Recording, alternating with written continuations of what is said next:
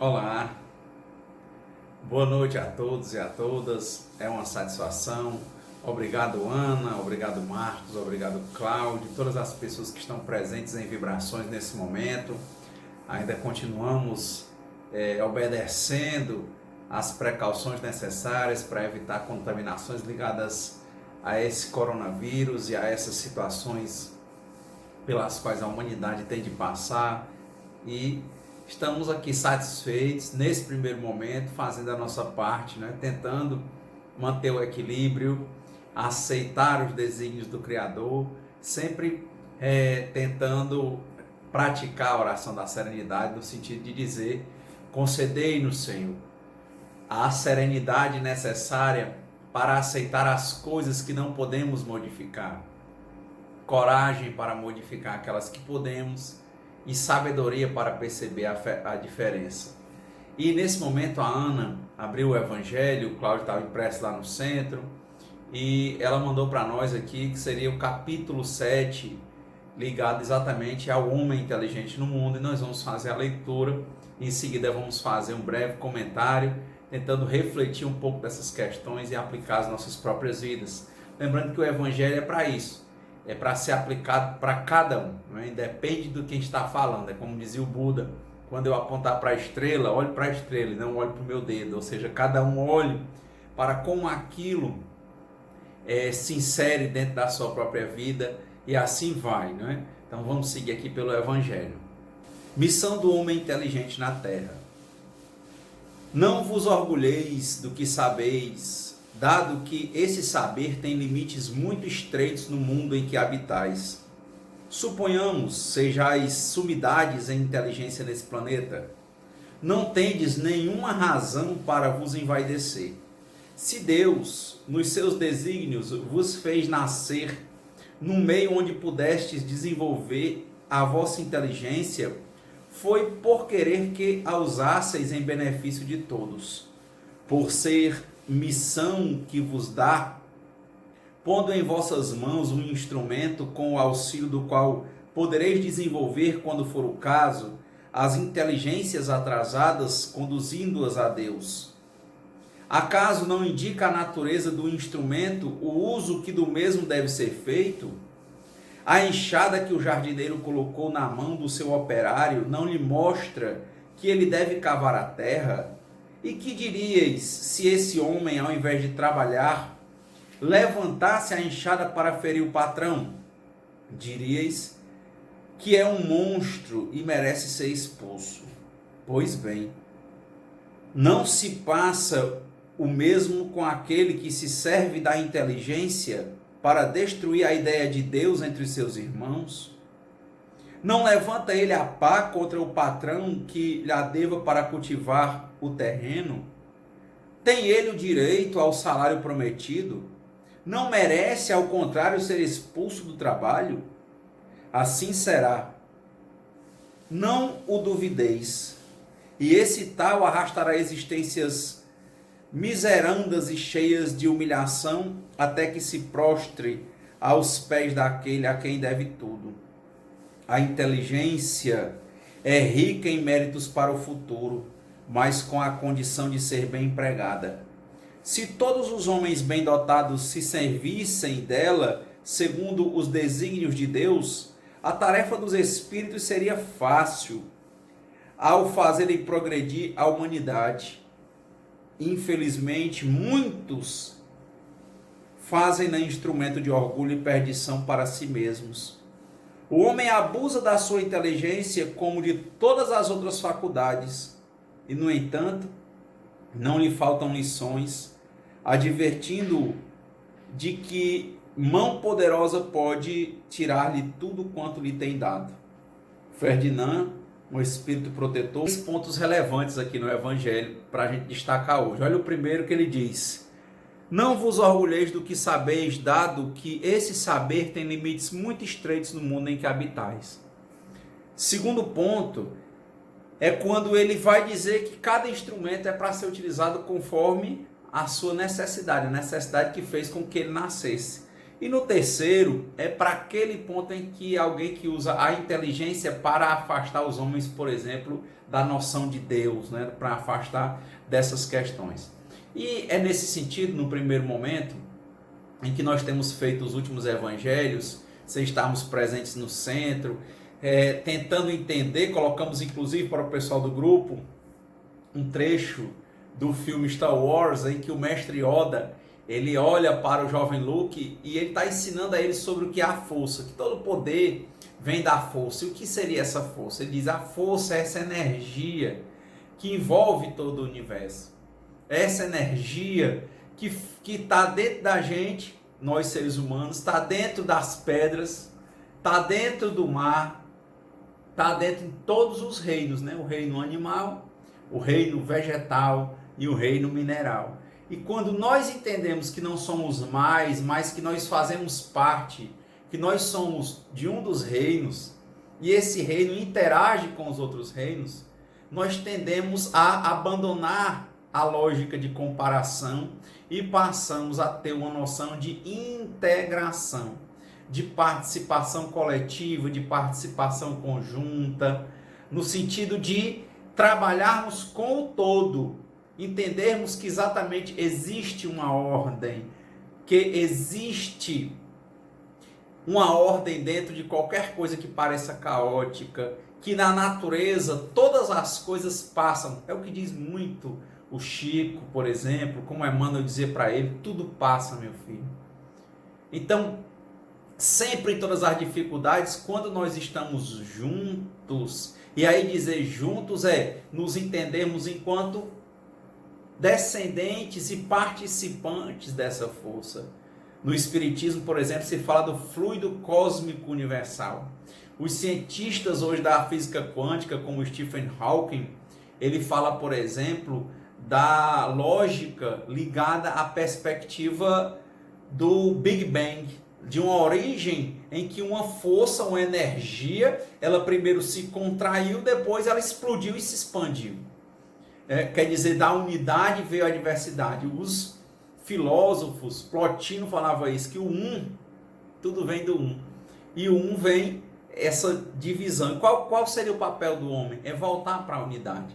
Então a gente tem uma tendência muito grande a se enxergar dividido, a enxergar ou querer achar dentro dessa perspectiva de divisão que nós somos mais do que os outros. É o que falam da heresia da separatividade. Começamos a querer ser mais, daí a querer ser, ou queremos ser melhores, daí a querer sermos os diferentes no sentido de não queremos interagir, de não queremos servir, mas de queremos ser servidos. E aí é dentro dessa lógica que a gente começa a desacreditar que existe um Criador. Que todas as coisas têm uma ordem, que tem um Dharma, que tem toda uma conjuntura de forças alinhadas, porque o universo é cosmos, ele não é caos. Ou seja, tudo caminha para o bem. Existe uma lei de progresso, existe uma lei natural de causa e efeito. Que todo efeito tem uma causa. E que dentro dessa lógica de inteligência, se nós formos convergir os pensamentos, nós vamos encontrar exatamente com uma compreensão lógica que existe uma ordem no universo, que não existe acaso, que tudo acontece para o bem, que tudo passa, ou seja, todas as coisas da vida são passageiras, nós somos transitórios. Às vezes as coisas parecem crescer, mas na verdade elas denotam mesmo, nesse ponto, fragilidade natural delas. Às vezes a pessoa engorda e acha que sempre ser gordo vai ser forte. E aí ela às vezes começa a perceber que ali é porque ela não estava exercendo em conjunto todas as forças que ela tinha, por exemplo, de se alimentar e, por exemplo, de gastar aquela energia com coisas produtivas, por exemplo. Aí aquilo vai tendo algo a mais e aquele a mais vai começar a fazer ela morrer, a fazer os órgãos perecerem, por exemplo. Dizem aí os estudos que a diabetes, por exemplo, quer dizer, essas questões ligadas ao açúcar e o sal, né? A diabetes e as questões ligadas à circulação sanguínea matam muito mais do que as guerras na atualidade.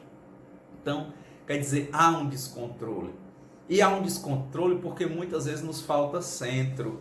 E na hora que nos falta centro, nós esquecemos que tem um centro no próprio universo, que tem uma ordem, que não existe acaso. E é nesses momentos em que o homem que se acha inteligente vai começar a se achar mais. E aí lembramos aí do que foi dito no Evangelho, separamos 3 trechos.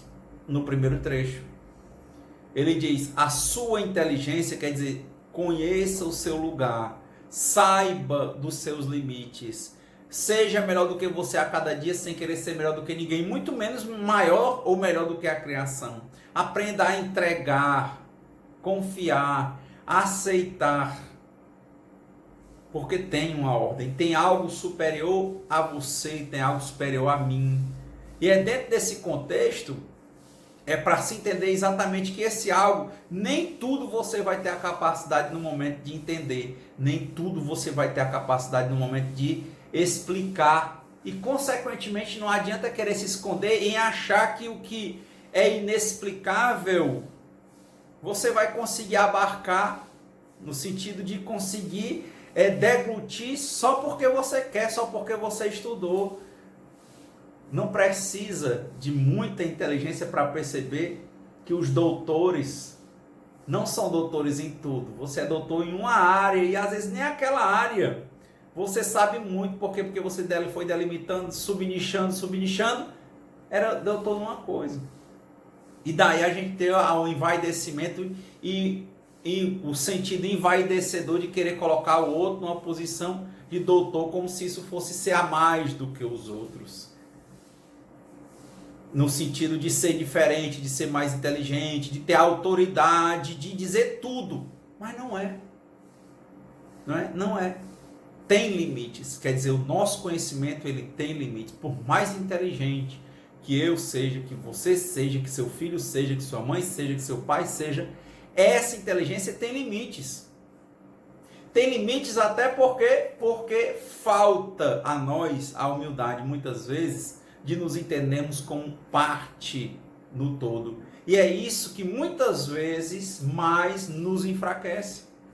Não conseguimos nos enxergar como parte dentro dos reinos animal, vegetal e mineral. Queremos ser o topo da cadeia alimentar e dizer que pelo que a gente come, pelo domínio que a gente tem, a gente manda e compreende e manda no universo.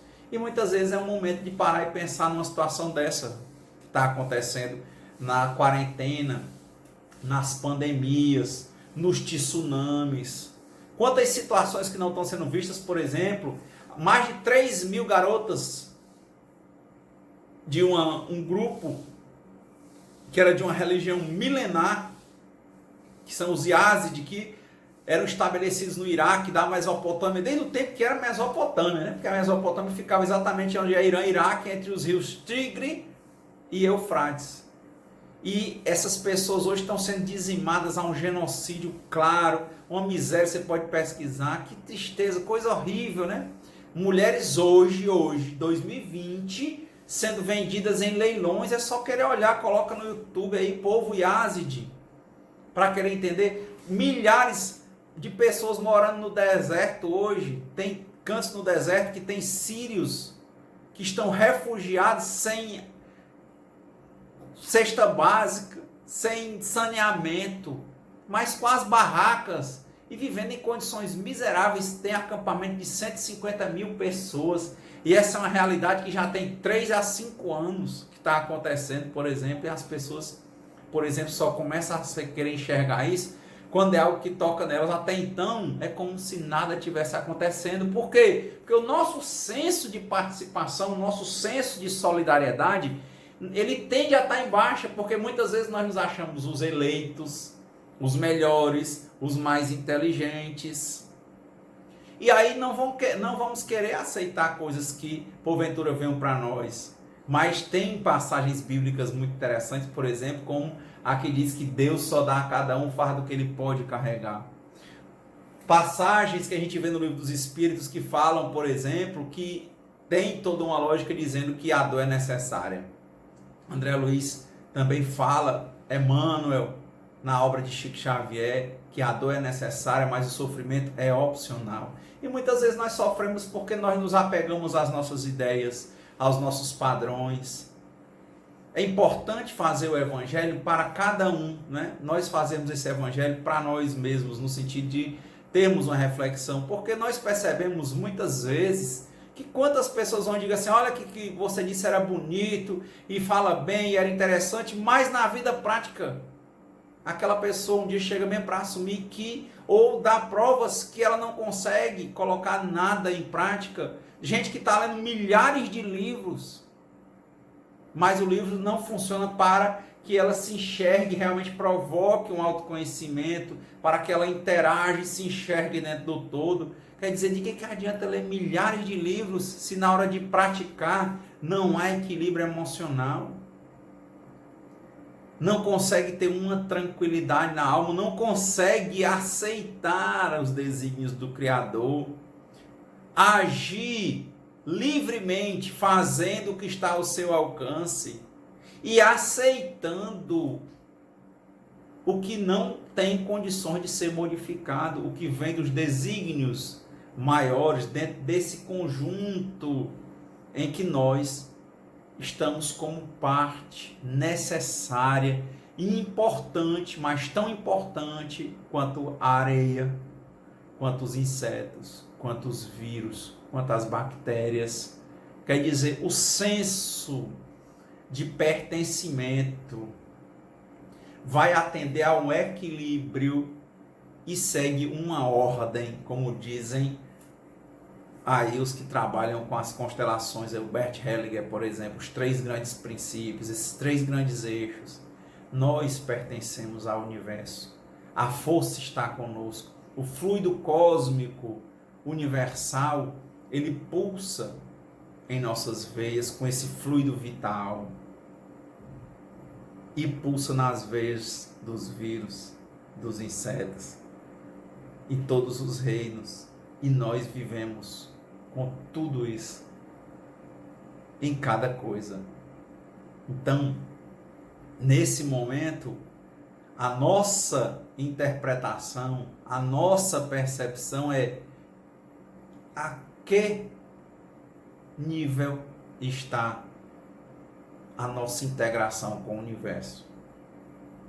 Porque se ela estiver adequada, com certeza nós vamos enxergar a existência de um Criador, de um Dharma, de uma lei que rege todas as coisas, de uma ordem. Vamos ter aceitação, e com a aceitação para o que nós não podemos modificar, vamos ter energia a ser gasto com o que nós podemos modificar, por exemplo, que é a nós mesmos. É o nosso meio, é sermos mais ternos, mais afetivos, mais amorosos, mais pacientes, mais carinhosos, mais compreensivos, mais atenciosos, mais pacientes. Essa é a reflexão, gastar grande energia com isso e criar, desenvolver o nosso potencial criativo. E em tudo vamos certamente enxergar alegria, paz e felicidade. Muitas pessoas questionando, sei dos problemas relacionados ao sistema, até uma coisa que leva a se pensar, uma coisa tão poderosa, né? O sistema, por exemplo, um sistema como o capitalismo, e ele não ter condições de parar. Na hora que ele para, de qualquer forma, já fica o desespero e a fome, quer dizer, leva a muitas reflexões. Mas quanta gente que está inquieto já há tempos, porque, por exemplo, não pode sair para farrear, por exemplo, para ver pessoas. Será que essas pessoas vivem uma vida ou estão sendo vividas pela vida? Será que realmente eles têm relacionamentos ou eles não conseguem se conhecer, se enxergar, se observar, se entenderem, se acolherem e precisam estar sempre fugindo? Então fica aqui a reflexão de hoje, para que nós possamos viver uma vida de compreensão, com atenção, e possamos de fato entregar, confiar, aceitar e agradecer. Principalmente a esse Criador, a criação, e olharmos para cada coisa de forma terna e sermos melhores do que nós mesmos a cada dia, sem querermos ser melhores do que ninguém. Então, desejo a você uma semana maravilhosa, muito equilíbrio, muita criatividade, tem muita coisa a ser feita que durante a fuga do dia a dia, do cotidiano normal, nós deixávamos de fazer, e que agora a gente pode reatar laços, principalmente o laço conosco mesmos. Um abraço, até a próxima. Eu não posso, é grande demais. Tamanho interessa não. Olhe pra mim, julga pelo tamanho a mim? É bom fazer isso, não. Aliada minha é a força. E poderosa aliada ela é. A vida a cria. Crescer ela faz. É a energia que cerca nós e liga nós. Luminosos seres somos nós, não essa rude matéria. Você precisa a força sentir ao redor seu. Sinta entre você e eu. A árvore, a pedra, em todo lugar. Sim, mesmo entre a terra e a nave. Eu não acredito. E por isso fracassa.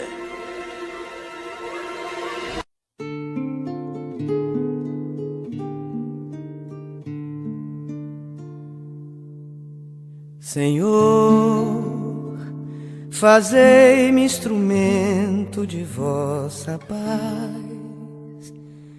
Onde houver ódio, que eu leve o amor. Onde houver ofensa, que eu leve o perdão. Onde houver discórdia, que eu leve a união. Onde houver dúvida, que eu leve a fé. Onde houver erro, que eu leve a verdade. Onde houver desespero, que eu leve a esperança. Onde houver tristeza, que eu leve a alegria. Onde houver trevas, que eu leve a luz. Ó Mestre, fazei que eu procure mais consolar que ser consolado, compreender que ser compreendido, amar